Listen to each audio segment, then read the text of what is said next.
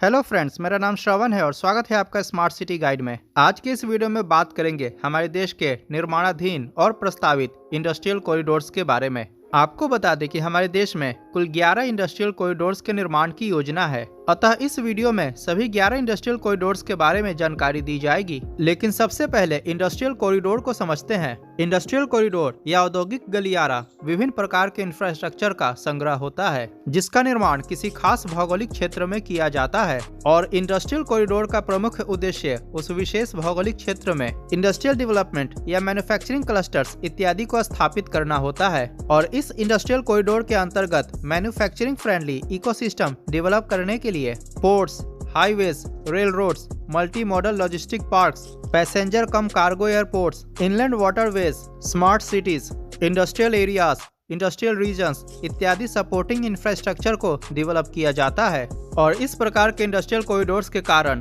देश की अर्थव्यवस्था और रोजगार दोनों में वृद्धि होती है। तो वीडियो को पूरा अंत तक जरूर देखिएगा और अगर वीडियो पसंद आए तो प्लीज लाइक करें और चैनल पर नए आए हैं तो सब्सक्राइब करना बिल्कुल ना भूले। चलिए इस वीडियो को शुरू करते हैं। हमारे देश में बनने वाले 11 इंडस्ट्रियल कॉरिडोर्स का निर्माण नेशनल इंडस्ट्रियल कॉरिडोर प्रोग्राम के अंतर्गत किया जा रहा है। यह गवर्नमेंट ऑफ इंडिया का प्रोजेक्ट है और इसका क्रियान्वयन national industrial corridor development corporation द्वारा किया जाता है। जैसा कि आप इकोनॉमिक टाइम्स के आर्टिकल में देख सकते हैं, 11 इंडस्ट्रियल कॉरिडोर्स फाइनेंशियल ईयर 2025 तक ऑपरेशनल हो जाएंगे। तो नंबर 11 पे बात करते हैं दिल्ली नागपुर इंडस्ट्रियल कॉरिडोर के बारे में। यह एक प्रस्तावित इंडस्ट्रियल कॉरिडोर है जिसका निर्माण दिल्ली से नागपुर के बीच किया जाएगा वाया ग्वालियर, झांसी, सागर और इसकी कुल लंबाई लगभग 1100 किलोमीटर होगी। फाइनल लेंथ थोड़ा बहुत ऊपर नीचे हो सकता है। यह इंडस्ट्रियल कॉरिडोर दिल्ली, हरियाणा, उत्तर प्रदेश, राजस्थान, मध्य प्रदेश और महाराष्ट्र राज्य से होकर गुजरेगी।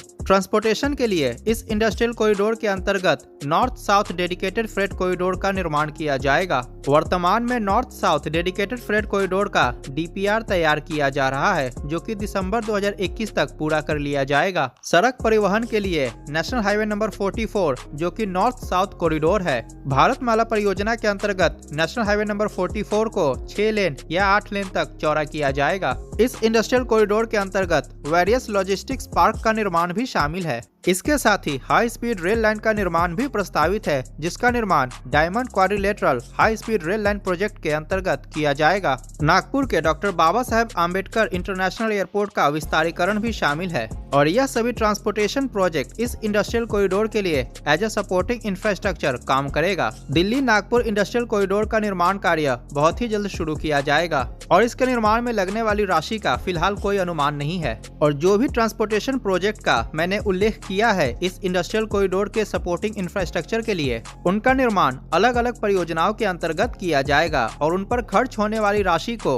उन परियोजनाओं के अंतर्गत निर्धारित किया गया है, जैसे कि Bharatmala project, diamond quadrilateral high speed rail line project, dedicated freight corridors इत्यादि। और यह इस वीडियो में आगे आने वाले सभी इंडस्ट्रियल कॉरिडोर्स पर लागू होगा। नंबर 10 पे बात करते हैं विशाखापट्टनम कोलकाता इंडस्ट्रियल कॉरिडोर के बारे में, या फिर इसको ईस्ट कोस्ट इकोनॉमिक कॉरिडोर के नाम से भी जाना जाता है। यह एक प्रस्तावित इंडस्ट्रियल कॉरिडोर है और इसका निर्माण कोलकाता से विशाखापट्टनम के बीच किया जाएगा वाया खड़गपुर, भुवनेश्वर। और इसकी लंबाई लगभग 900 किलोमीटर के आसपास होगी और यह पश्चिम बंगाल, उड़ीसा और आंध्र प्रदेश राज्यों से होकर गुजरेगा।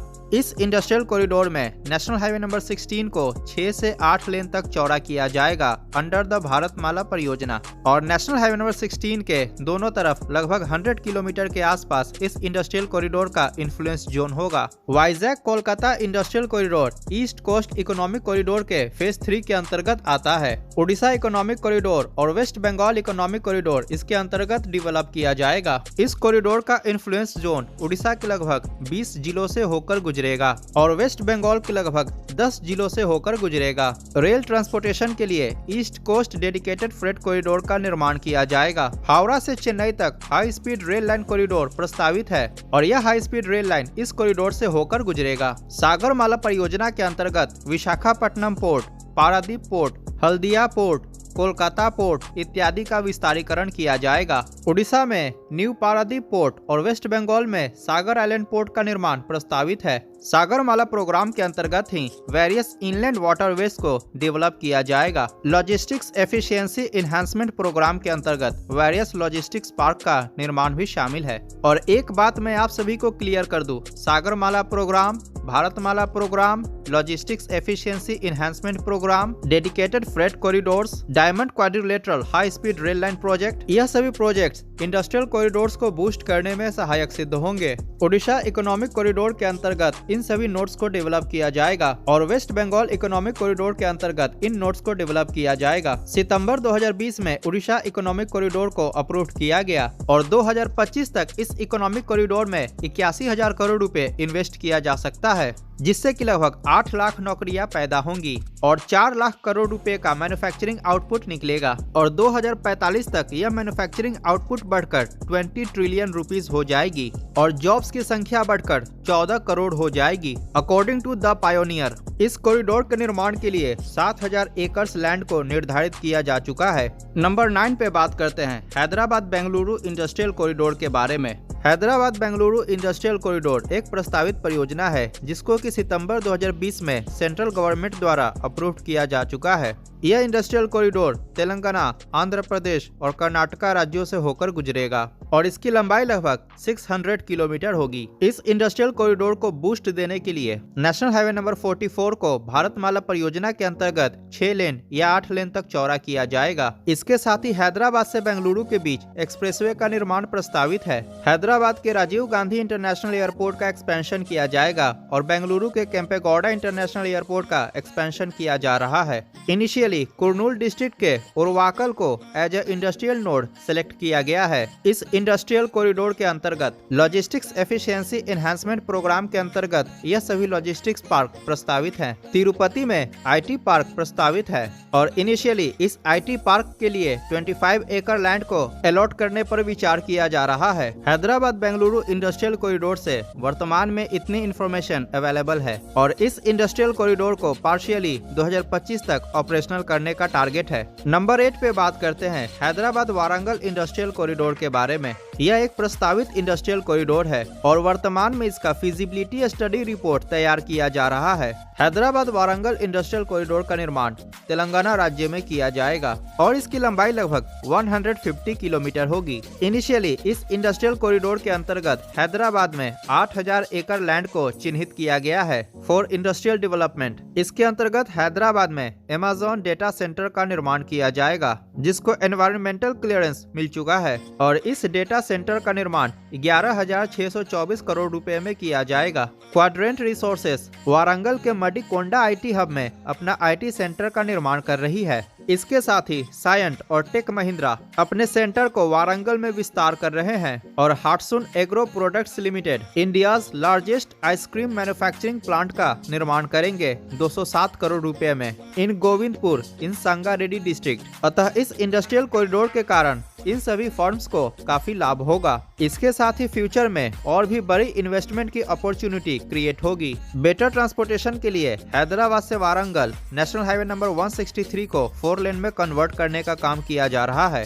नेशनल हाईवे नंबर 44 को 6 लेन या 8 लेन में कन्वर्ट किया जाएगा। North south dedicated freight corridor का निर्माण किया जाएगा। वर्तमान में इसका DPR तैयार किया जा रहा है। हैदराबाद में मल्टी मॉडल लॉजिस्टिक्स पार्क का निर्माण किया जाएगा। हैदराबाद के राजीव गांधी इंटरनेशनल एयरपोर्ट का विस्तारीकरण किया जाएगा। और अगर पॉलिटिक्स को साइड में रख दे तो KT रामाराव भी तेलंगाना के इंडस्ट्रियल कॉरिडोर्स को लेकर काफी पॉजिटिव हैं और स्टेट लेवल पर इन प्रोजेक्ट्स को लेकर काफी काम कर रहे हैं। हैदराबाद वारंगल इंडस्ट्रियल कॉरिडोर के निर्माण में लगभग 5.2 बिलियन US$ का खर्च आएगा, अर्थात लगभग 37,500 करोड़ रुपए खर्च किए जाएंगे। नंबर 7 पे बात करेंगे हैदराबाद नागपुर इंडस्ट्रियल कॉरिडोर के बारे में।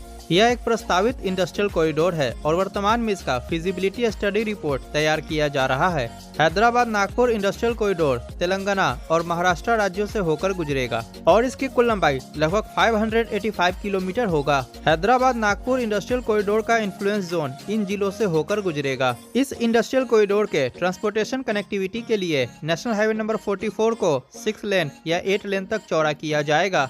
रेलवे कनेक्टिविटी के लिए north south dedicated freight corridor का सेक्शन इस इंडस्ट्रियल कॉरिडोर से होकर गुजरेगा। Diamond quadrilateral high speed rail line corridor के अंतर्गत प्रस्तावित दिल्ली से चेन्नई तक का हाई स्पीड रेल मार्ग इस कॉरिडोर के इन्फ्लुएंस जोन से गुजरेगा। नागपुर और हैदराबाद के इंटरनेशनल एयरपोर्ट का विस्तारीकरण किया जाएगा। इसके अलावा यह सभी लॉजिस्टिक्स पार्क का निर्माण किया जाएगा। नागपुर से हैदराबाद के बीच एक्सप्रेसवे का निर्माण भी प्रस्तावित है और यह सभी सपोर्टिंग इंफ्रास्ट्रक्चर इस इंडस्ट्रियल कॉरिडोर में इंडस्ट्रियलाइजेशन को बूस्ट करेगा। Diamond quadrilateral high speed rail line project के अंतर्गत जो भी हाई स्पीड रेल लाइन हमारे देश में बनाए जाएंगे वह सभी लगभग 2050 तक बनकर तैयार होंगे और इन इंडस्ट्रियल कॉरिडोर्स में हाई स्पीड रेल लाइन से ज्यादा इनिशियली डेडिकेटेड फ्रेट कॉरिडोर्स पर ध्यान दिया जा रहा है। इस इंडस्ट्रियल कॉरिडोर के अंतर्गत वर्तमान में जहीराबाद में 3500 एकड़ लैंड को अप्रूव किया गया है एवं मास्टर प्लान भी तैयार किया जा चुका है। हैदराबाद नागपुर इंडस्ट्रियल कॉरिडोर को 2025 तक पार्शियली ऑपरेशनल करने का टारगेट है और इसके निर्माण में लगभग 4.21 बिलियन US$ खर्च किए जाएंगे, अर्थात लगभग 30,300 करोड़ रुपए खर्च किए जाएंगे। नंबर 6 पे बात करते हैं बेंगलुरु कोची इंडस्ट्रियल कॉरिडोर के बारे में, जो कि actually Chennai Bengaluru industrial corridor का एक्सटेंशन है। इस इंडस्ट्रियल कॉरिडोर का निर्माण बेंगलुरु से कोची के बीच किया जाएगा वाया कोयम्बटूर और इसकी कुल लंबाई लगभग 550 किलोमीटर होगी। इस इंडस्ट्रियल कॉरिडोर को अप्रूव किया जा चुका है by central government. Bengaluru Kochi industrial corridor Karnataka, Tamil Nadu और केरल राज्यों से होकर गुजरेगी। इस इंडस्ट्रियल कॉरिडोर के अंतर्गत पलक्कड़, थ्रिसूर और एर्नाकुलम में electronics, IT, biotechnology, life sciences इत्यादि मैन्युफैक्चरिंग एक्टिविटीज को बूस्ट किया जाएगा। इन फेज 1 और फेज 2 के अंतर्गत कन्नूर, कोझिकोड, मल्लापुरम, कासरगोड इत्यादि में इन्हीं सभी मैन्युफैक्चरिंग क्लस्टर्स का निर्माण किया जाएगा। पलक्कड़ में इंडस्ट्रियल टाउनशिप के निर्माण के लिए 1878 एकड़ लैंड को चिन्हित किया गया है, जो कि केरल राज्य में स्थित है और तमिलनाडु के धर्मापुरी सेलम में 1733 एकड़ लैंड एरिया को इंडस्ट्रियल टाउनशिप के निर्माण के लिए चिन्हित किया गया है। बेटर ट्रांसपोर्टेशन के लिए नेशनल हाईवे नंबर 544 को चौड़ा किया जाएगा। इसके साथ ही नेशनल हाईवे नंबर 66 को 6 लेन में कन्वर्ट किया जाएगा। कोची के इंटरनेशनल एयरपोर्ट को एक्सपैंड किया जाएगा। कोची, बेंगलुरु और कोयम्बटूर में मल्टी मॉडल लॉजिस्टिक्स पार्क का निर्माण किया जाएगा। इसके साथ ही बेंगलुरु से थिरुवनंतपुरम तक high speed rail line corridor proposed है। 9 लार्जेस्ट इंडस्ट्रियल क्लस्टर्स का निर्माण भी किया जाएगा और कोची में गिफ्ट सिटी का निर्माण कार्य बहुत जल्द ही शुरू किया जाएगा। इस इंडस्ट्रियल कॉरिडोर का फेज 1 2025 तक बनकर तैयार हो जाएगा और फिलहाल इसके लिए 12,710 करोड़ रुपए सैंक्शन किया गया है। आने वाले 4 वर्षों के दौरान इस इंडस्ट्रियल कॉरिडोर के कारण लगभग 80,000 एम्प्लॉयमेंट जनरेट होगा। नंबर 5 पे बात करते हैं बेंगलुरु मुंबई इंडस्ट्रियल कॉरिडोर के बारे में। यह इंडस्ट्रियल कॉरिडोर एक प्रस्तावित इंडस्ट्रियल कॉरिडोर है जिसका निर्माण मुंबई से बेंगलुरु के बीच किया जाएगा। Via Pune, Satara, Kolhapur, Belagavi, Hubli, Chitradurga, Tumakuru. Bengaluru Mumbai industrial corridor को बेंगलुरु मुंबई इकोनॉमिक कॉरिडोर के नाम से भी जाना जाता है और इसकी लंबाई लगभग 1000 किलोमीटर है। यह कॉरिडोर महाराष्ट्र और कर्नाटका राज्यों से होकर गुजरती है और यह industrial corridor 1,43,000 square kilometre area cover करता है। इस इंडस्ट्रियल कॉरिडोर का फिजिबिलिटी रिपोर्ट वर्ष 2015 में तैयार किया जा चुका है। मुंबई बेंगलुरु इंडस्ट्रियल कॉरिडोर के अंतर्गत बेटर ट्रांसपोर्टेशन के लिए नेशनल हाईवे नंबर 48 को 6 लेन या 8 लेन तक चौड़ा किया जाएगा। सदर्न डेडिकेटेड फ्रेट कॉरिडोर का निर्माण प्रस्तावित है। मुंबई से बेंगलुरु के बीच हाई स्पीड रेल कॉरिडोर प्रस्तावित है।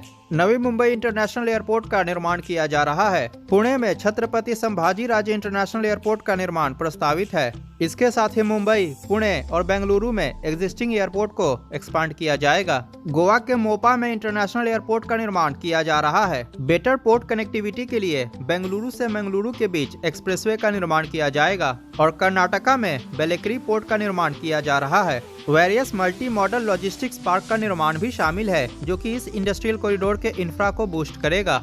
रिन्यूएबल एनर्जी के लिए सोलर, विंड और हाइड्रो पावर प्लांट का निर्माण किया जाएगा। बेंगलुरु मुंबई इंडस्ट्रियल कॉरिडोर के अंतर्गत इनिशियली 4 इंडस्ट्रियल नोड्स का सिलेक्शन किया गया है। कर्नाटका के धारवाड़ में 5,800 एकड़ का इंडस्ट्रियल नोड का निर्माण किया जाएगा। और महाराष्ट्र में सांगली, सातारा, सोलापुर नोड को चुना गया है। यह कॉरिडोर हमारे देश का IT कैपिटल और फाइनेंशियल कैपिटल होगा। इस कॉरिडोर के अंतर्गत 3 लाख करोड़ रुपए अर्थात 42 बिलियन US$ इन्वेस्ट किया जाएगा, जिसके कारण करीब 25 लाख जॉब्स क्रिएट होगा। बेंगलुरु मुंबई इंडस्ट्रियल कॉरिडोर का इनिशियल फेज 2025 तक बनकर तैयार हो जाएगा। नंबर 4 पे बात करते हैं ईस्ट कोस्ट इकोनॉमिक कॉरिडोर के बारे में, जिसको कि ईस्ट कोस्ट इंडस्ट्रियल कॉरिडोर के नाम से भी जाना जाता है। यह एक प्रस्तावित इंडस्ट्रियल कॉरिडोर है और इसको 3 भाग में बांटा गया है। Phase 1 Visakhapatnam Chennai industrial corridor, phase 2 Chennai Kanyakumari industrial corridor और phase 3 Visakhapatnam Kolkata industrial corridor, जिसकी चर्चा मैंने पॉइंट नंबर 10 में की है। इस इंडस्ट्रियल कॉरिडोर को बंगाल की खाड़ी के समानांतर बनाया जा रहा है और इसके कारण साउथ ईस्ट एशियन कंट्री या आसियान कंट्रीज के साथ इंडिया का ट्रेड काफी बूस्ट होगा। पूरे ईस्ट कोस्ट इकोनॉमिक कॉरिडोर की कुल लंबाई लगभग 2500 किलोमीटर है, जिसमें विशाखापट्टनम चेन्नई इंडस्ट्रियल कॉरिडोर की लंबाई लगभग 800 किलोमीटर है और चेन्नई कन्याकुमारी इंडस्ट्रियल कॉरिडोर की लंबाई लगभग 800 किलोमीटर है और विशाखापट्टनम कोलकाता इंडस्ट्रियल कॉरिडोर की लंबाई लगभग 900 किलोमीटर है। ईस्ट कोस्ट इकोनॉमिक कॉरिडोर का निर्माण गवर्नमेंट ऑफ इंडिया और एशियन डेवलपमेंट बैंक के सहयोग से किया जाएगा। विशाखापट्टनम चेन्नई इंडस्ट्रियल कॉरिडोर आंध्र प्रदेश और तमिलनाडु राज्यों से होकर गुजरेगी और अक्टूबर 2016 में विशाखापट्टनम चेन्नई इंडस्ट्रियल कॉरिडोर को एशियन डेवलपमेंट बैंक द्वारा अप्रूव किया गया। बेटर कनेक्टिविटी के लिए विशाखापट्टनम चेन्नई इंडस्ट्रियल कॉरिडोर के अंतर्गत नेशनल हाईवे नंबर 16 को 6 लेन या 8 लेन में कन्वर्ट किया जाएगा। विशाखापट्टनम इंटरनेशनल एयरपोर्ट का एक्सपेंशन किया जा रहा है और भोगापुरम में न्यू इंटरनेशनल एयरपोर्ट का निर्माण किया जा रहा है। चेन्नई इंटरनेशनल एयरपोर्ट का एक्सपेंशन किया जा रहा है और श्रीपेरुम्बदूर में न्यू इंटरनेशनल एयरपोर्ट का निर्माण किया जाएगा।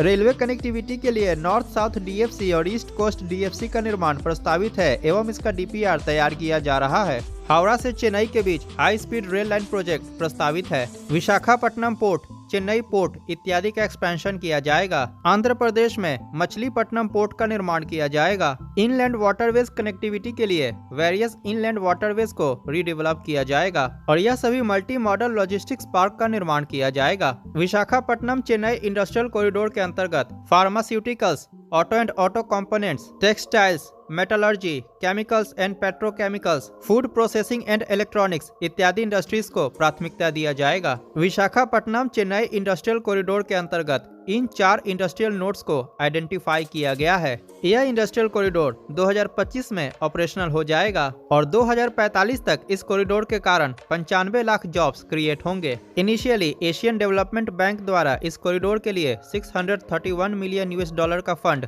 प्रोवाइड किया जाएगा, जिसमें $500 मिलियन इंफ्रास्ट्रक्चर डेवलपमेंट के लिए होगा।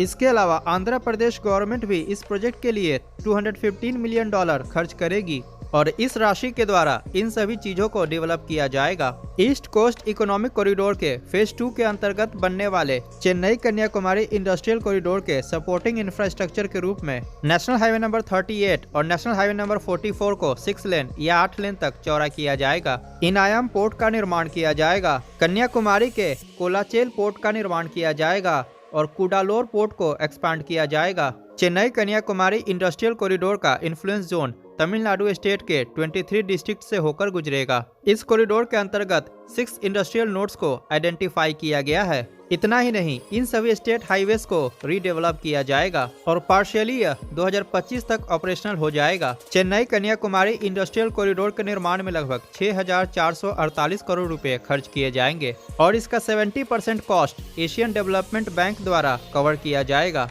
नंबर 3 पे बात करते हैं अमृतसर कोलकाता इंडस्ट्रियल कॉरिडोर के बारे में। यह इंडस्ट्रियल कॉरिडोर एक अंडर कंस्ट्रक्शन इंडस्ट्रियल कॉरिडोर है और इसको अमृतसर दिल्ली कोलकाता इंडस्ट्रियल कॉरिडोर के नाम से भी जाना जाता है। यह इंडस्ट्रियल कॉरिडोर पंजाब के अमृतसर से शुरू होकर जालंधर, लुधियाना, अंबाला, दिल्ली, कानपुर, प्रयागराज, वाराणसी, गया, धनबाद, आसनसोल, दुर्गापुर के रास्ते कोलकाता में जाकर समाप्त होती है। इस कॉरिडोर की कुल लंबाई 1839 किलोमीटर है एवं यह पंजाब, हरियाणा, दिल्ली, उत्तर प्रदेश, उत्तराखंड, बिहार, झारखंड और पश्चिम बंगाल राज्यों से होकर गुजरती है। और इस इंडस्ट्रियल कॉरिडोर के कारण भारत के 40% जनसंख्या को लाभ होगा। जनवरी 2014 में इस इंडस्ट्रियल कॉरिडोर को गवर्नमेंट ऑफ इंडिया द्वारा अप्रूव्ड किया गया। अमृतसर कोलकाता इंडस्ट्रियल कॉरिडोर में बेहतर ट्रांसपोर्टेशन के लिए लुधियाना से कोलकाता तक ईस्टर्न डेडिकेटेड फ्रेट कॉरिडोर का निर्माण किया जा रहा है और eastern dedicated freight corridor partially operational हो चुका है।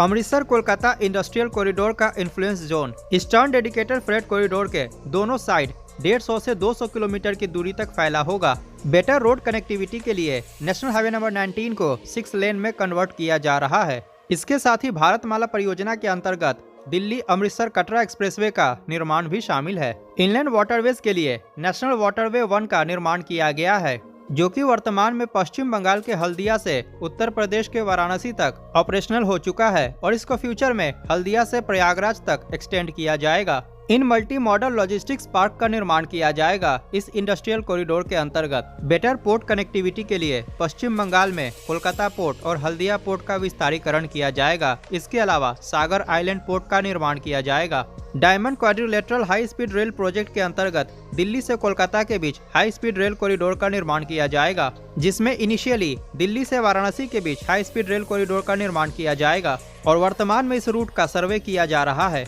इसके अलावा Delhi Chandigarh Amritsar high speed rail corridor प्रस्तावित है। लुधियाना में नए इंटरनेशनल एयरपोर्ट का निर्माण किया जा रहा है। इसके साथ ही पटना के बिहटा इंटरनेशनल एयरपोर्ट का निर्माण कार्य चल रहा है और नोएडा में जेवर इंटरनेशनल एयरपोर्ट के निर्माण से इस परियोजना को बूस्ट मिलेगा। इस इंडस्ट्रियल कॉरिडोर के अंतर्गत इनिशियली 7 इंटीग्रेटेड मैन्युफैक्चरिंग क्लस्टर्स का निर्माण किया जाएगा और प्रत्येक इंटीग्रेटेड मैन्युफैक्चरिंग क्लस्टर्स का क्षेत्रफल मिनिमम 10 स्क्वायर किलोमीटर होना चाहिए। अमृतसर कोलकाता इंडस्ट्रियल कॉरिडोर का फेज 1 2025 तक तैयार हो जाएगा और इनिशियली इसके निर्माण में 5,749 करोड़ रुपए खर्च किए जाएंगे और इसके कारण लगभग 10 लाख से ज्यादा जॉब्स क्रिएट होगा। नंबर 2 पे बात करते हैं चेन्नई बेंगलुरु इंडस्ट्रियल कॉरिडोर के बारे में। चेन्नई बेंगलुरु इंडस्ट्रियल कॉरिडोर एक निर्माणाधीन इंडस्ट्रियल कॉरिडोर है, जिसका निर्माण चेन्नई बेंगलुरु चित्रदुर्ग के बीच किया जा रहा है और इसकी लंबाई लगभग 560 किलोमीटर है। यह इंडस्ट्रियल कॉरिडोर तमिलनाडु, आंध्र प्रदेश और कर्नाटका राज्यों से होकर गुजरेगा। इसके निर्माण से ईस्ट एशिया और साउथ ईस्ट एशिया के कंट्रीज से ट्रेड बूस्ट होगा और इस इंडस्ट्रियल कॉरिडोर का एक्सटेंडेड सेक्शन कोची तक एक्सटेंड किया जाएगा, जिसकी चर्चा मैंने पॉइंट नंबर 6 में की हुई है और इसके पूरे सेक्शन को चेन्नई बेंगलुरु कोची इंडस्ट्रियल कॉरिडोर के नाम से जाना जाता है। चेन्नई बेंगलुरु इंडस्ट्रियल कॉरिडोर में बेटर ट्रांसपोर्टेशन के अंतर्गत चेन्नई से बेंगलुरु 6 लेन एक्सप्रेसवे का निर्माण किया जा रहा है, जिसको कि फ्यूचर में 8 लेन तक एक्सटेंड किया जा सकता है।